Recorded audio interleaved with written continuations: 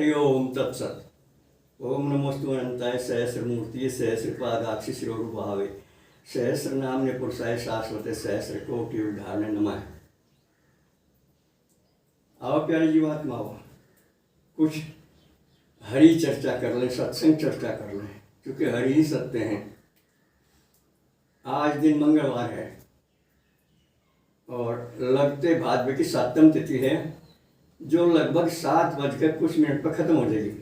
फिर आज ही 8 लग जाएगी पूरा दिन, और सर रात 8 रहेगी, और कल 9 बजकर कुछ मिनट पर 8 ख़त्म होकर 9 लग जाएगी। इसलिए सही व्रत आज ही है। आज के व्रत करने वालों को 8 मिलेगी रात में, आधी रात व्रत खुलेगा, और कल अगर कोई व्रत रखेगा तो उन्हें 9वीं मिलेगी। आप जानते हैं 9वीं गुग्गे की हुए और 8 श्री कृष्ण भगवान की हुए, तो सही व्रत तो आज है। अब दुनिया भेड़ा चाल में है, कोई कभी कर लो।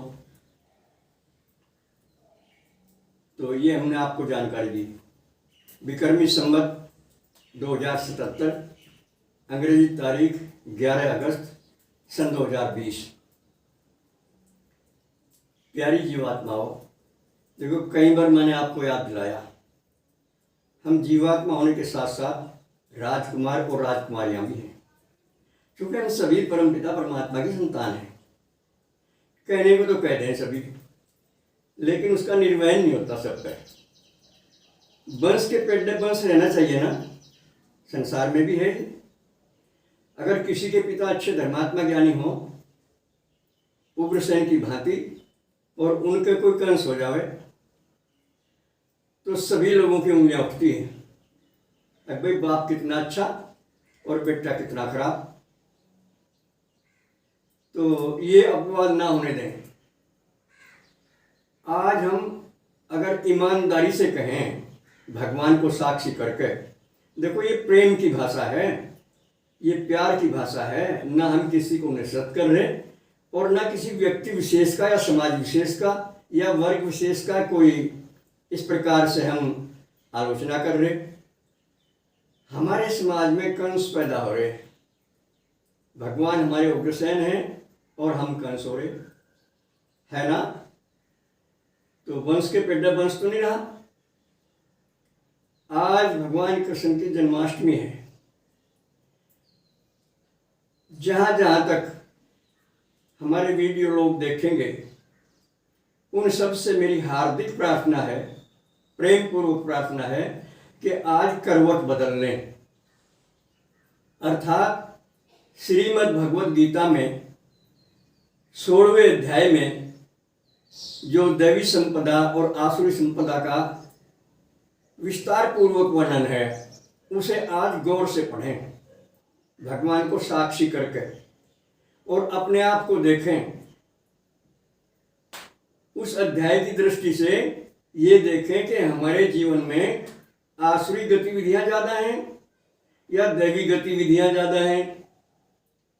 निश्चित रूप से मालूम हो जाएगा अगर निष्कपट होकर देखोगे, निष्पक्ष होकर देखोगे, तो आज आपको भगवान की दया से आपकी गलती मालूम हो जाएगी।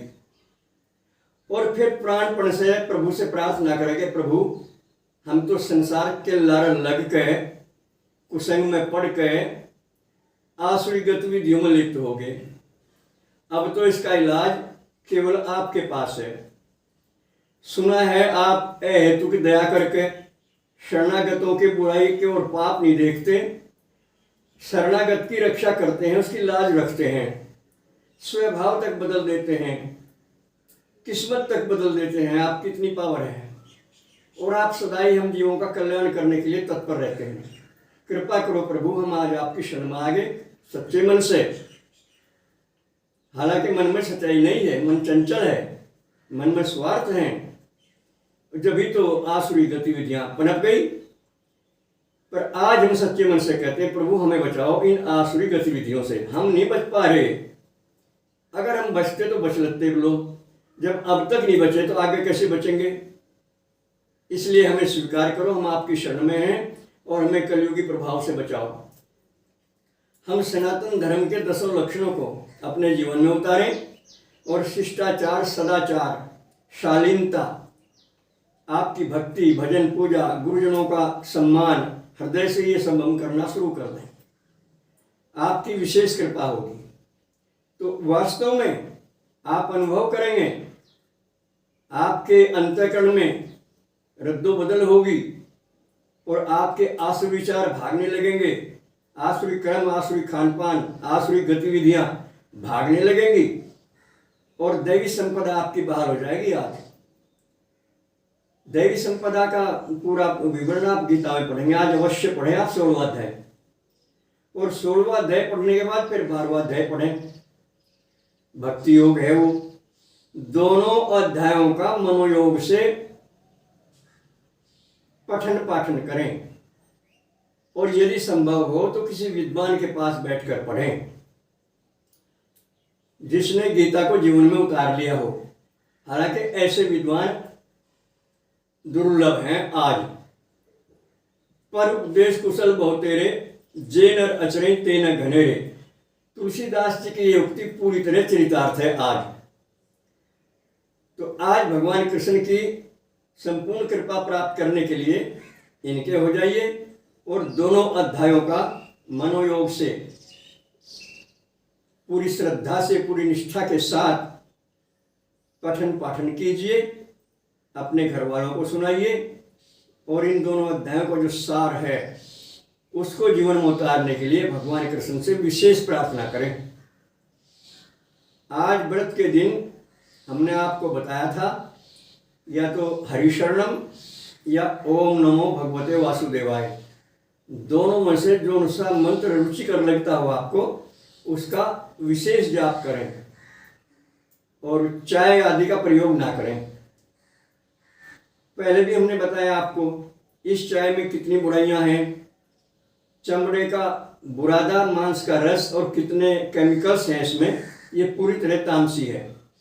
लहसुन प्याज तामसी है, तो इनसे बचें, तामसी भोजन से बचें और आज प्रभु से प्रार्थना करें कि प्रभु हमारे लिए सात्विक भोजन की व्यवस्था करो।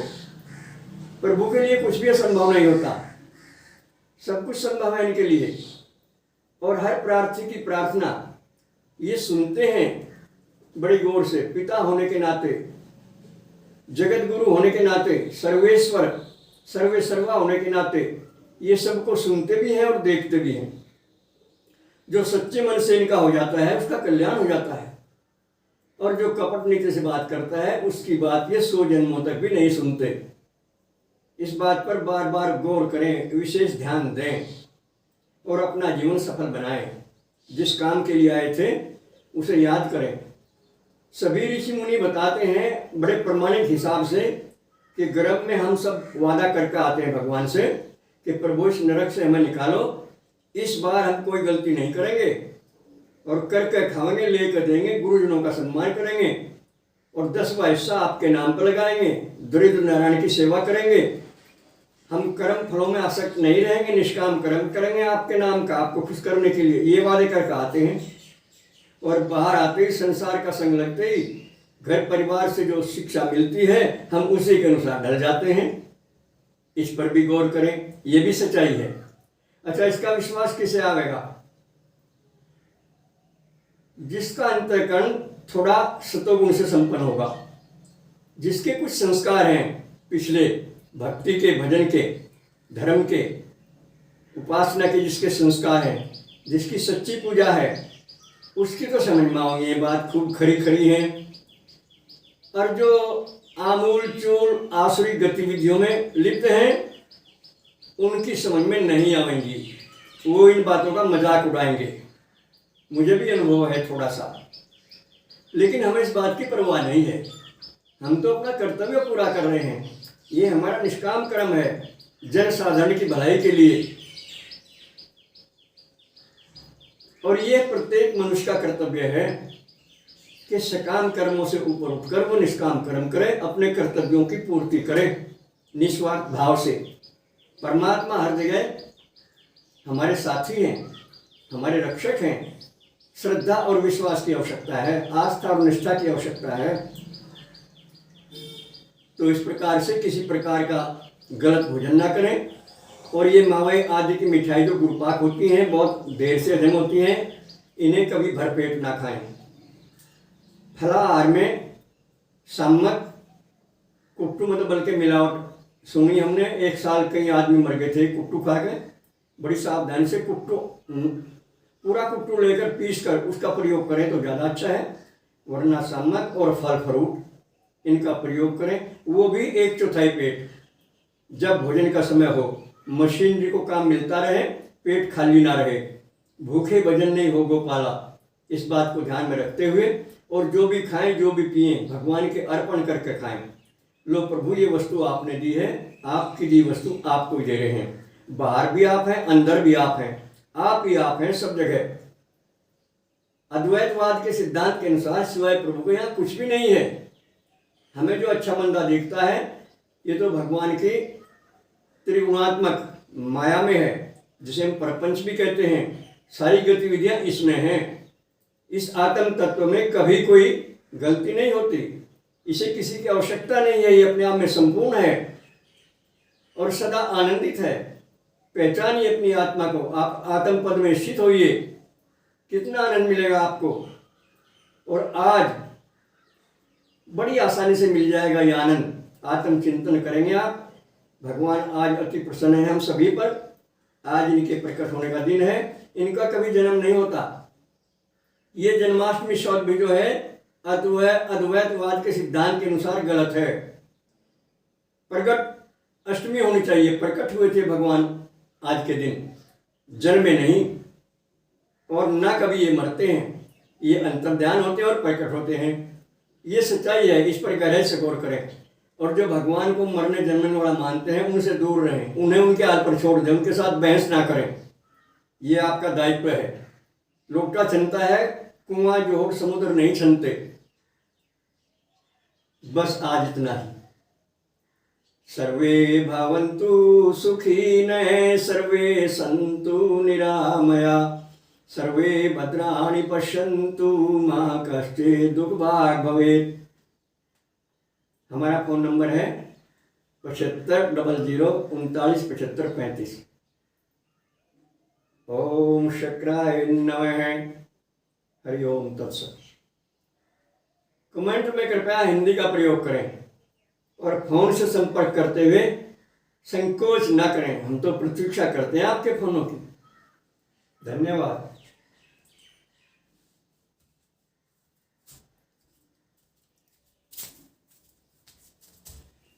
हरे कृष्णा।